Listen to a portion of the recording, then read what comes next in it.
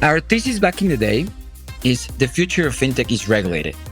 We were the first ones saying that we needed to become a bank back in 2021. They told us that we were crazy. And now everybody fintech wants to buy a bank because if they don't buy it, they're eventually going to die. And the reason is very simple, especially on the B2B side. The only thing that gives confidence for a big enterprise to work with, or in Latin America especially, or at a small, medium-sized business that has a lot of pain with their cash flows, is a regulated entity. So we needed to always be tracking entities that were going to provide us with these type of licenses. And then you have the challenge to build on top of these old core systems, your technology. And that's exactly what we were prepared for. This is the FinTech One-on-One podcast, the show for fintech enthusiasts looking to better understand the leaders shaping fintech and banking today.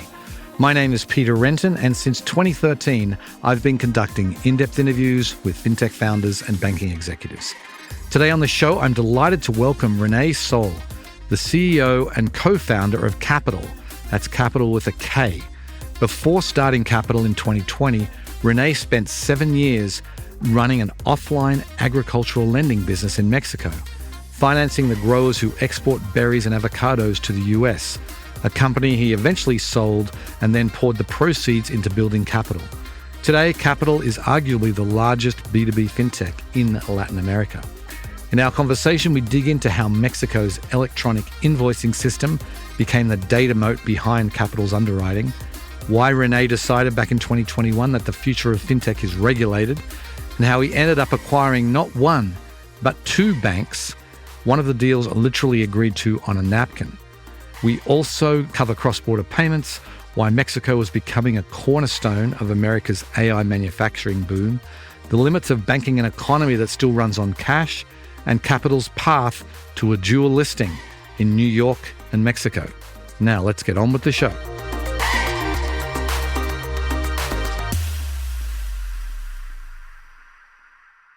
Welcome to the podcast, René. Hey, Peter. Thanks for having us. I appreciate it. My pleasure. Good to see you. And let's get started by giving the listeners a little bit of background about yourself. Tell us, before Kapital, some of the high points of your career. Well, before co-founding Kapital, I used to operate an offline lending business, basically based on agricultural loans that mainly in products like berries, avocados that export to the US. We found that niche. We did it correctly for around 7 years. We got to expand it all the way to Peru. And it was really good because you see how a small business works, their needs. We were an SMB, even though we had a significant loan book. But this is the curious thing. All the things that our customers have pains, all the pains we have, obviously speaking on the financial sector that we're in, is the way we have done in Kapital the opposite, because we remember of those things that used to be really strong pains, and we want to always remember them so we can offer the best product that it is. Obviously, speaking on the B2B side. So it's good that you asked where we come from. You can never forget what were you doing, all the knowledge that you have, and where you come from. Okay, so then let's talk about the founding story of Kapital. Can you just tell us a little bit about the idea and the founding of Kapital? Well, let me, real quick for the guys that don't know what Kapital is. Kapital is a modernizing business banking ecosystem by bringing in one-stop shop, FX, lending, payments, treasury, investment, every cross-border financial service that there is around. And it's basically AI native because we base the solution on the electronic invoicing that is around Latin America. And that's where we collect the data to make a smoother operation for our customers. And we know our customers more. Kapital gives small and medium businesses greater visibility of their finances, also in that same place, so they can access our liquidity. We are, I do believe, the largest B2B fintech in Latin America, which is a huge honor. But it's also harder, right? Because the higher you are, it gets more interesting.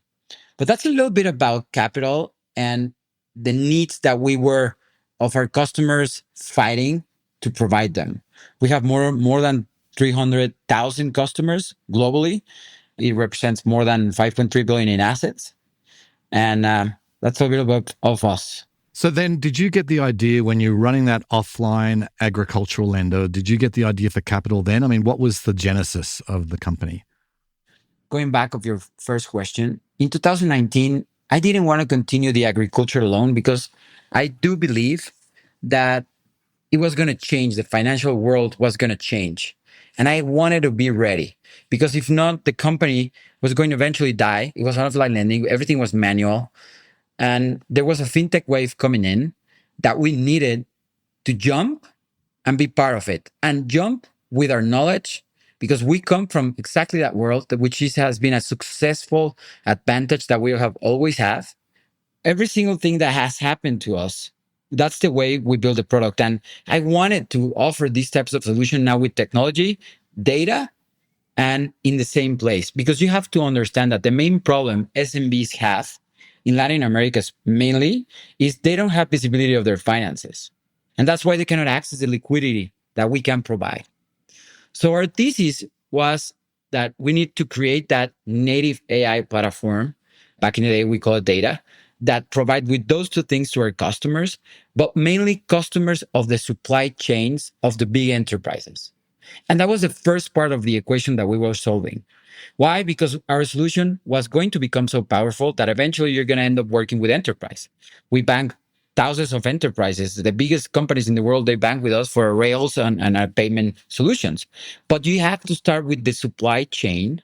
And that's what I saw based on the first business that I did. They were mainly supply chain companies. And nobody is tackling these type of services, right? And that's a good thing. You have to find a really big problem and with a simple solution. And you have to focus on that niche. And I saw that. We came from it. We paid from it. And that's where we needed to focus. And that's where we started building. Did you sort of initially focus on those agricultural companies or did you immediately expand beyond them? Of course, we had those customers that we used to knew, but we became industry agnostic. SMB's pain and supply chain pains, let's call it that way, are the same everywhere. It doesn't matter if you're in construction, in infrastructure, in communications, in AI, whatever you manufacturing, whatever, it's the same pain. You don't have visibility and you cannot access liquidity, especially in Latin America. I do believe that if they get to those both things, Latin America, especially Mexico, will be superpower economies. You touched on it already, and one of the things when I was first sort of started paying attention to this market, I was amazed at sort of the e-invoicing, the CFDI records, where basically every invoice is registered on a national digital ledger. And that's just a data treasure, I'm sure, that for someone like you, how has that kind of helped with your underwriting and onboarding of your customers? That's my moat. You got exactly where back in 2019, we have to understand that electronic invoicing, CFDI world. And we sold our previous company, by the way, I didn't mention it. So we had a good exit. And that's where I invested all my money in creating a solution that it's so powerful, so easy, and with profound knowledge of our customers based on electronic invoicing. So we invested all that because we only get the tax ID of our customers. We set all the data and we go to more than 50,000 data points that the electronic invoicing has. So we collect that data, simplify it, and pour it on for our underwriting. And it has become so powerful that we even know more of our customers than themselves. So that is a huge moat that can allow us to know exactly what our customers are going to need and when they're going to need it. And that's the competitive advantage we have. We have an advantage of 7 years from the guys that are starting to using electronic invoicing, or they hire a third party to provide them with these services. Everything we did is in-house. We created our solution to have a strong underwriting of our customers. And by having a strong underwriting, you can then onboard them faster and then open the account faster and know exactly what to offer. Mm-hmm, mm-hmm. One of the things that I think is unique, one of the many things that's unique about Kapital is you haven't just bought one bank, you've bought two. I don't know any other fintech that actually has acquired two banks. So take us through the two banks that you've acquired over the last few years. Our thesis back in the day is the future of fintech is regulated. We were the first ones saying that we needed to become a bank back in 2021. They told us that we were crazy. And now everybody fintech wants to buy a bank because if they don't buy it, they're eventually going to die. And the reason is very simple, especially on the B2B side. The only thing that gives confidence for a big enterprise to work with, or in Latin America especially, or at a small, medium-sized business that has a lot of pain with their cash flows, is a regulated entity. So we needed to always be tracking entities that were going to provide us with these type of licenses. And then you have the challenge to build on top of these old core systems, your technology. And that's exactly what we were prepared for. We always stick to our thesis, and when the opportunity came, you have to be ready for it. And that's why I call the red card theory. Are you familiar with it? No, So let's say I'm going to ask you how many red cards you saw today going to the podcast. You don't know, right? I don't know. But if I tell you right now that I'm going to give you $100 per red card that you're going to see, what are you going to do? You'll see them everywhere. Yes. You're going to be looking everywhere, right? Yeah. Exactly. That's where the opportunities are. You don't have to be waiting for them. You have to be looking for them. And we were ready for the first one, the bank that we bought. They invited us to participate in the sale of this bank, and we actually lost. Our bid lost. It was the second one highest. But I always told my team, that was in 2023, that we're going to go for it. And we keep asking every single month, how was the process going with the acquirers, right? And we saw that things were moving. And then in August, in my birthday, actually that is going to be in a couple of weeks, 2 days after my birthday, the former owner of the bank, who we had a good relationship, called me and say, "Hey, are you still open?" I was like, "Yeah, let's hang." And I was like, I remember he was in Houston. I was like, I want to fly and see you. I was like, perfect. I see you in my office. And he came to see me to my office, and we were ready. And we signed the deal actually in a napkin. I have it here. And That's awesome. Then we started immediately working and operating because we had to do a smooth operation, send the money right away, and start operating. And within the first month, 3 months, historic deposit base.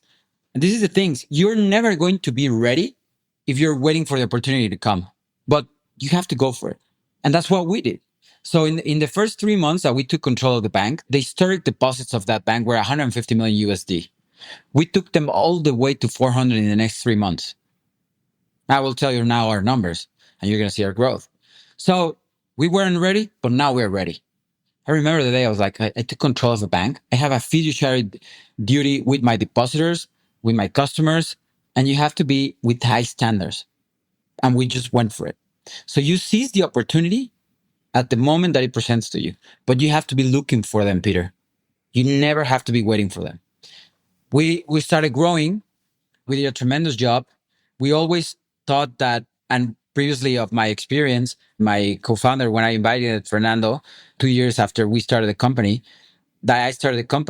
Fernando was the head of the biggest credit rating agency of Mexico, and he has profound knowledge of the financial world. And I needed help on that side. And I decided to invite him, and he decided to join. So we always have this philosophy that we have to maintain high growth, but with efficiency. And allowing us to do that, we were liquid when the opportunities presented to us. We were already profitable. We were a fintech that was profitable. And then in 2025, we bought the assets of another bank and their brokerage firm that had some trouble with their license. And we saw it as an opportunity to also attack a new source of revenue, which was cross-border payments. They were the number one cross-border payment in the country. They had 20% of the market share, but it was a bank. And I was like, we have to put our technology on top, build the rails, have a strong compliance for these type of businesses, which provides you with the electronic invoicing. We were ready. Electronic invoicing gives you all the visibility you need in compliance, in financial statements, income statements of the company, who are their vendors, who are their customers. So you know, and you have a really strong onboarding and a really strong opinion on compliance, and right away. And we built on top of those legacy banks, on both banks, our API-based technology. We were ready. So you have to always always be looking for these opportunities. And the curious thing, it happened 2 years after, in the same day, which was around my birthday last year. We did two acquisitions in August of 2023 and August of 2025. So that's the story behind those two acquisitions, big acquisitions that we have made. We are right now a headcount of employees is 3,500, and we operate in 4 countries. Right. Wow.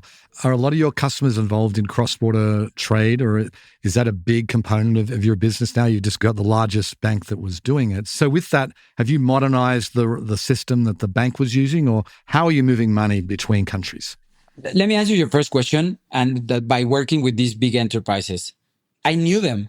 Remember that I used to be doing international factoring for my customers on the agricultural loan. What we did is we collected from these big enterprises and we factor them. And usually these are Costco, who buys the berries, Driscoll's, and all these big US companies.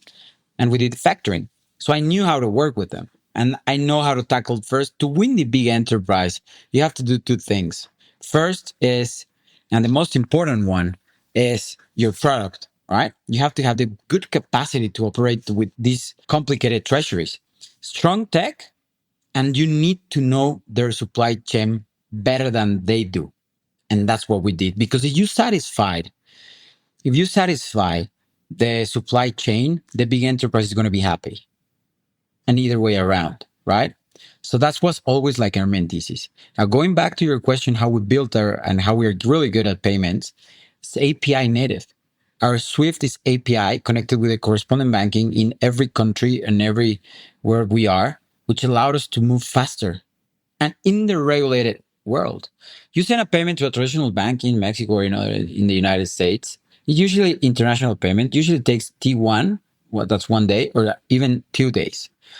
We can do it instantly.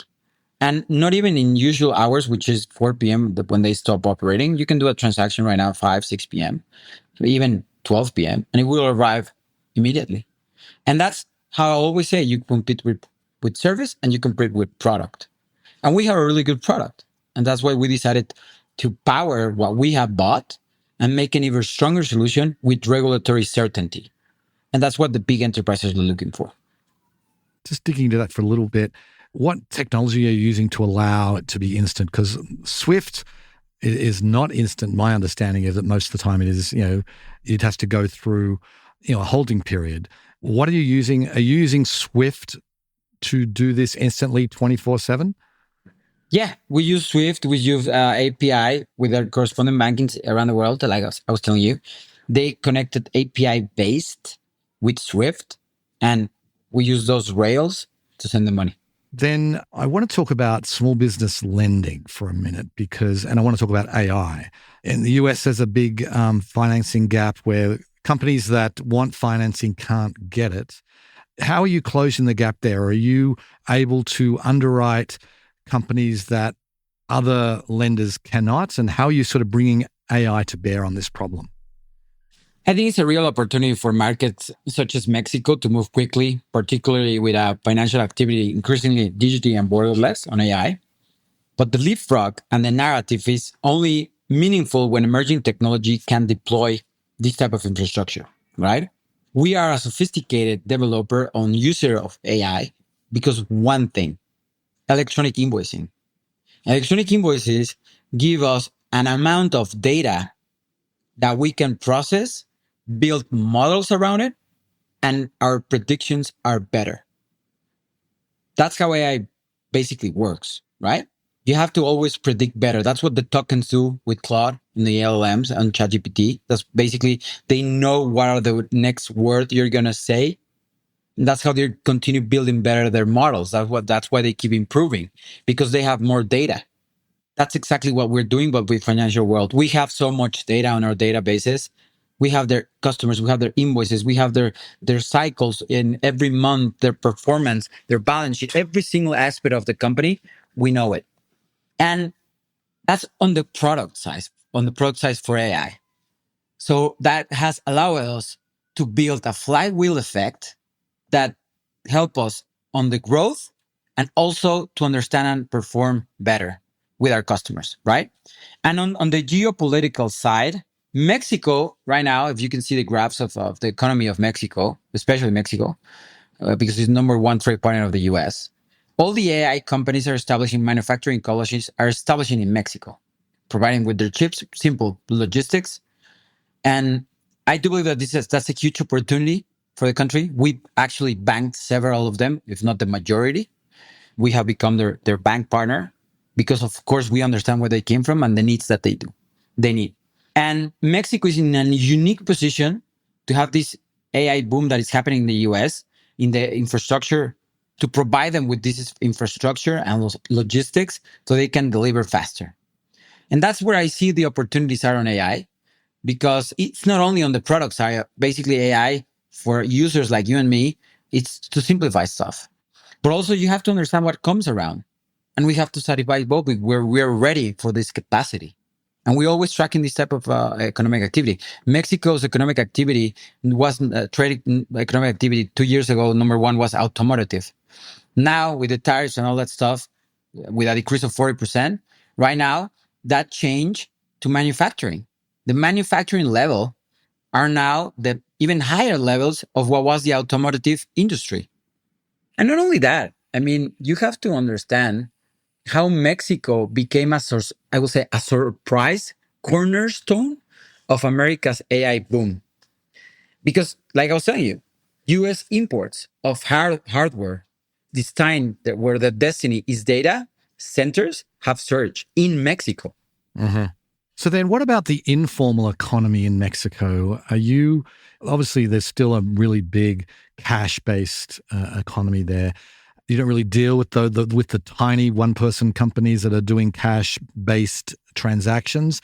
Is that sort of not part of your target market? Or if so, how are you dealing with it? I would love that every single micro SMB or SMB will be formal. But in Mexico, the informal economy is very big. Everything's cash.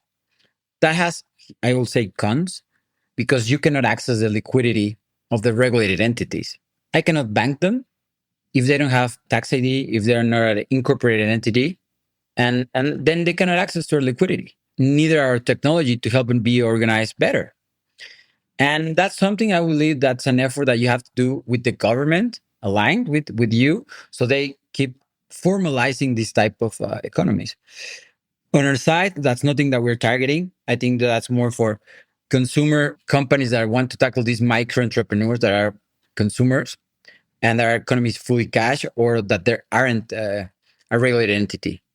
Yeah, last month we saw Nubank get authorization to operate as a bank in Mexico. I mean, obviously they're a consumer focused bank. I mean, what's your view? Is this a good thing for Mexico? I mean, what's your view of companies like Nubank and the like coming to Mexico? Well, what Nubank did on the consumer side, we're doing it on the B2B side, right? So for me, it's good. Always, even though we don't compete directly, they are more into the consumer, which basically they are in a huge fight against Mercado Libre, which is also jumping and growing significantly fast in Mexico on the consumer with their fintech side. Companies like for me, are one of the best fintechs that exist. And what they did on their onboarding with the consumer was their advantage. And entering markets like Mexico tells you that how big our economy is, how big the opportunity is. I'm going to give you two small data. You see the revenues of Revolut. They operate in more than 50 countries. And then you see the revenues of Nubank, which actually are a little bit higher than Revolut, but I think so. And Nubank only operates in 3 countries. That's how big our economy is. So I see it as a good thing. And always it makes you better, even though they don't compete with you. You have to always see what they're doing. Okay, so you closed a Series C, or it was announced anyway, October of last year, and you called it a pre-IPO round, and you were actually targeting a New York Stock Exchange listing and a listing in Mexico within 3 years. Is that still on the table? How are you kind of going to get there? Our priority right now is still focus on our growth and always on the profitability and institutionality for keep being a credible financial institution. Our growth has been proved In that way, we have surpassed every expectation. And I do believe that an IPO for a Mexican or Latin American fintech will be great because it will allow to unlock the liquidity for other startups. So that's something very, very important that we keep track and that we're gonna, of course, keep aiming. We need to be ready. We're there. Some of our numbers are really great. For example, our net profit in the first half exceeded approximately more than 50 million US, while our loan portfolio grew around 250% year over year. The deposit base also increased significantly to around 240% from 1.72 billion to 3.5 billion. That's 61,000 billion pesos. Yes, 3.5 billion. So you can see our growth has been humongous because we are always solving a huge problem. And doing that, we have always maintained an efficiency. That's why our ROE, it's around 32%. Any plans to actually launch here in the US? I mean, Nubank are famously now getting a US banking license, and they're going to be launching here shortly. What are your plans for the US market? I mean, we have all the data of the companies that they work with us and they send payments to the US and all that stuff. And the US is critically important because as a source of, I will say, demand, capital, strategic partnership, talent, and technology will allow us to have a very unique solution connecting our entities in the US with Mexico to deliver faster products and also helping our customers that are sending money in the US to deliver faster. So for us, is you know the answer. So like I say, let's be ready when it comes. Okay, well, we'll have to leave it there, René. It really is what you've done has been quite impressive. Great to chat with you and learn more about Kapital, and best of luck to you. Well, Peter, appreciate your time. I hope I see you again. And thanks for the opportunity of telling a little bit about what we have done.